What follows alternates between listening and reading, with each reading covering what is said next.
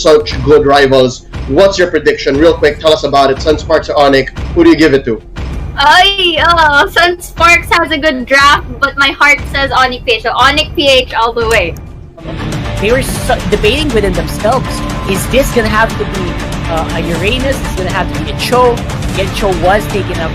Well, so there's so many decisions, and in the end, Oh My Venus is gonna be the one piloting the Sicilian once more in this map. Again, just to complete the revenge. Will Onic PH actually do it? Yeah, and they need to make sure that Oh My Venus's rotation is on point 100% of the time here, especially in that Sicilian. Again, Sicilian will be having the Sanguine Claws available for him at any given time. The Sanguine Claws will reposition Sunsparks, and as I say that, the reposition from the Sanguine Claws catches Rafflesia. Green is going to be the next one. The next target manages to survive, barely manages to survive there, and Sunspark is going to be retaliating here by taking away the blue buff here of Onic PH, and that is already a sign that Onic PH does not want to lose this fight against Sunspark. No way they're going to lose this fight. That's what they're thinking right now.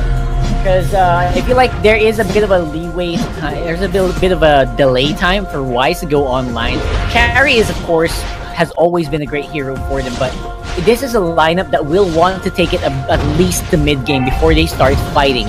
Even Oh My Venus on Sicilian, it will hurt. The Bat's Feast and all that will hurt. But that's only happens like in the middle parts of the game. The early game Sicilian, aside from Sanguine Claws, does not really do much. Top lane though. Fighting under the turret, don't really want that to happen. JP is anywhere near them, and I think the Lar will not make it out of here. JP follows it up with a double kill on its own, and will be rotating it over towards the middle lane in order for them to start pushing up. Pressure Sicilian here away from the map in order for them to try to take the turtle later on. You saw there just basically why the panel was a bit flabbergasted with that player pick as well. So powerful at these points. However, though, of course, the follow-up is a bit strong here for Sunsparks. D-Lar being taken out there by the double kill only ensures that this JP, this Ling, just gets stronger as this game progresses. And as we progress here in the fight, this is Onic PH just trying to even out the loss they're getting. Sunsparks is still managing to come out on top. Yes, they are in the upper bracket, but once they drop down to the lower bracket, it's a completely different story. Fatigue's going to be coming out on top of that. Overthinking in terms of what could have we accomplished if we played differently during that match. And that's something that Onic PH and Sunsparks, for that matter, would need to consider if ever they do drop down to the lower bracket.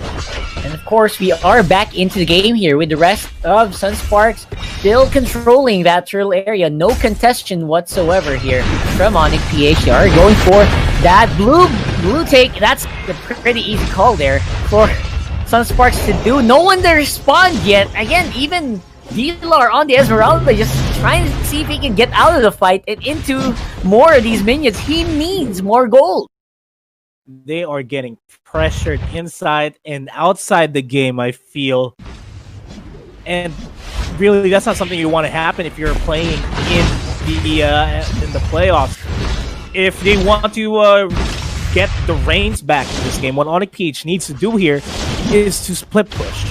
Just like what Wolf said in the past, in the panel, they need to give D-Lar a hero that can really shine the side lanes. And they have good side lane heroes. We got D-Lar on that Esmeralda and Yakno on that show, but I don't think they have been instrumental in this so far. They haven't secured any objectives. They haven't been pushing the lanes as much as they wanted to. And Sunsparks just finally secured the top lane turret there. Because even the front line of Onic, right, cannot actually sustain long enough here. It's gonna be a one-time, big time here under the tower. They are sustaining, they can survive, but looks like they lost one. They already lost Greed, and without any big consequences for Onic PH, aside from losing a few gold on the bottom lane, I feel like this is gonna be the start here. Problem is, again, D-Lar has not been contributing as much in the fights, so I'm still waiting for it to go online. Maybe later on, this might be a different story. But again, Sunsparks, they have a window they need to capitalize. Yeah, and just like what we said earlier on in the break, they need to make sure that they go ahead and go for the good counter initiates, and that is exactly what happened there, allowing Jay to just knock off people, and then Oh My Venus with the Sanguine Claw displaced JP when he dived in. That's one of the ways that Onic can fight back in this game, and they did it. And that just goes to show that they can fight back as soon as we go into the later stages of the game. Yep, absolutely. Now it's gonna be a bit of a scruffle on the... I feel like what Sunsparks is doing, they're just waiting for objectives to spawn at this point. They have so much free time, like they're just walking around everywhere, right? They're just waiting for objectives to spawn each and every time, and they just want to get some of that goal lead ahead, because as much as they have so much map control, the goal lead is only like 1,000, right? It doesn't feel like a 1,000 goal lead game, but somehow Onyx looks like they're ahead, but they're not really. Sorry, Sunsparks looks like they're so far ahead, but they're not really, not by that much. Yeah, they're trying to get their lead not by kills, but with objective things, and that's exactly what they're trying to do. As KillVJ gets caught with the Sanguine Claws, will be forced back. Over at the top side, though, Xborg doing his job, just pushing the lane, and D-Lar cannot answer at all. JP doing what he can, goes for another Sanguine Claws, and manages to escape, and that's how slippery Ling is. Yeah, he's fine. He is absolutely fine. No hard crowd control means that he can just walk on out of there. That's a problem with this lineup, by the way. Who do you use aside from Iaknu to push the Ling out? Absolutely no one. This is going to be a fight that Wise may actually now want to go for it. Get the mega kill onto Wise there. And JP is going to be forced back. Almost gets taken out there, but fast response from the rest of Sunsparks here. It's actually a quick response. Everyone else is starting to go into the next objective, which is going to be Yaku here on the bottom lane. Trying to see if they can get a kill. Rafflesia in with that glorious pathway. They're able to catch up. Flicker going to be used there by Yaku for the meantime. And it's going to be KillVJ locked in under the tower. It's a lot of hits. It's going to be Venus picking up the kill in the end. You can slowly call Venus as the Batman here. But with just releasing all those bats from under him. That's still the turret going down. That was a waste of an ultimate from Kufra. I really didn't want to see that. So was that absolute overconfidence there for Sunsparks? Maybe. But I feel like it was an opportunity that they needed to take. Right? I feel like they needed to do that so they can exert dominance. In the end, though, they do get some leeway in the turtle area. They get some of that tempo back here. But still, slowly but surely, I feel like Onic might be recovering from this. We haven't seen D-Lar in a while now. Maybe he's got some gold now. He's just sitting at 3,800. I don't think that's going to be enough for D-Lar to bounce back just now. But if they give D-Lar opportunities to just farm up, just get some of the buff in order for them to bounce back, I mean, we might feel D-Lar's presence as soon as we hit the 10-minute mark or 11-minute mark. Yeah, because that's what we want to see, right? We haven't actually seen it. We need that as Esmeralda in. Right now, all he's doing is trying to see if he can handle Kiluash on the Xborg. And like you said, Kiluash has been doing his job so well. Like, no one can actually answer him when he tries to go for minion wave clears. And because of that, against Sunsparks are getting a huge side lane advantage with the split, with all the distraction, and JP doing a pretty good job in keeping Onic PH on their toes as well. I mean, just a couple of quick facts here.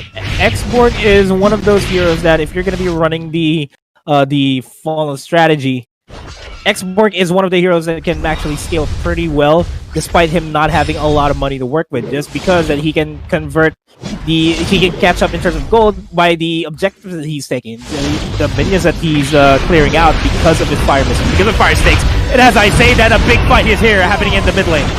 And nice try for Yakuno, trying to go and see if he can pick one up, but they're the ones are gonna get picked off as well. With JP so strong on the lane, just playing it off left, right, and center. Finch boys onto a wall and goes straight into the push. The flexibility Lord, of that resurrecting Ling soon. and Angela combination. And the Ling combination is really working wonders for Sunspark, and I feel like in the future fights that we'll be experiencing here in the playoffs, if they're going up against Sunsparks, you're not going to be giving away Ling to JP. It's either that or if you're Bren, you don't give away. If you're going up against Bren, you don't give Ling away to Bren. It's Ling's starting to become a problem in the playoffs. Yeah, not anymore. I feel like there's been so much cause for a Ling ban. No one's been willing to ban it out as of yet. That much. I feel like Ling's been left open way too many times, and it has been proven that a lot of teams are a bit ill-equipped to deal with this Ling. So if ever they meet again in maybe an upper bracket, lower bracket matchup, I feel like that Ling's gonna be out of the question here because JP just pilots it so well. Yeah.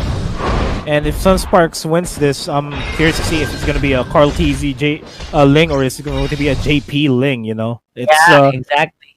It's about who's going to be going up, who's going to be controlling Ling better. But we're going to be going back to the game because the Lord is going to be fighting in the mid lane. There goes the last Insanity, catching a lot of people off guard. Glorious pathway as well in order for Kilowatt to jump in, and they're not going to be stopping just yet. Sunsparks, they are going to be pushing the top lane turret, and no answers from Onic PH just yet.